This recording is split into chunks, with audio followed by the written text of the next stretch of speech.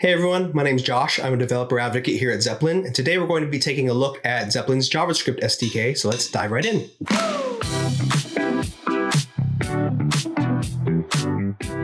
We get some questions from our users about how to download all of their project assets in bulk, or do something like download a backup of all the screens in your entire workspace, which aren't workflows currently supported in the product, but Zeplin's public API gives you the ability to do this, and our JavaScript SDK helps give you access to Zeplin's API with some more convenient syntax.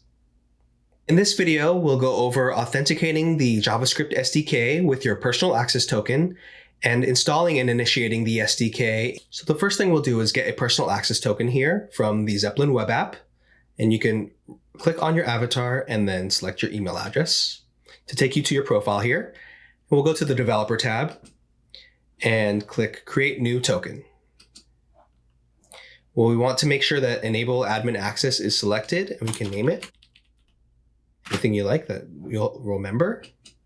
Create it, and then we can copy it and save it for later. And we're going to open up a terminal to get going.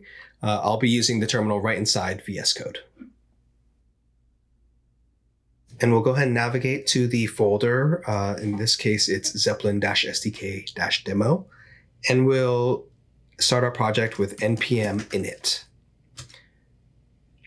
You can go ahead through all the defaults for this for now. And later on, we're going to want to use ES6 module syntax with import. So we'll just enter our package JSON and type in type is module. And now we'll need to add the Zeplin SDK package from npm. So we'll just type in npm I at Zeplin/SDK.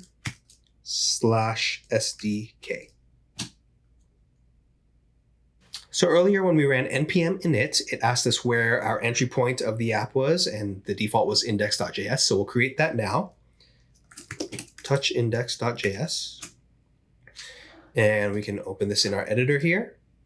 And the first thing we'll do is import Zeplin API and configuration from at Zeplin/SDK.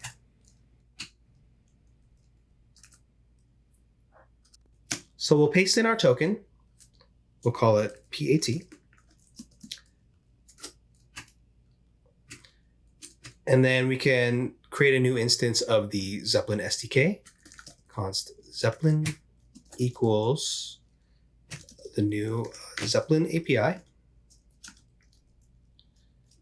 And pass in a new configuration. So I'm using I usually use a mechanical keyboard here, but I'm using a different keyboard because it was too loud on this recording. And we'll type in the access token, pass in as just this object here. Access token is the PAT. So that's about all it takes to get started with Zeplin's JavaScript SDK.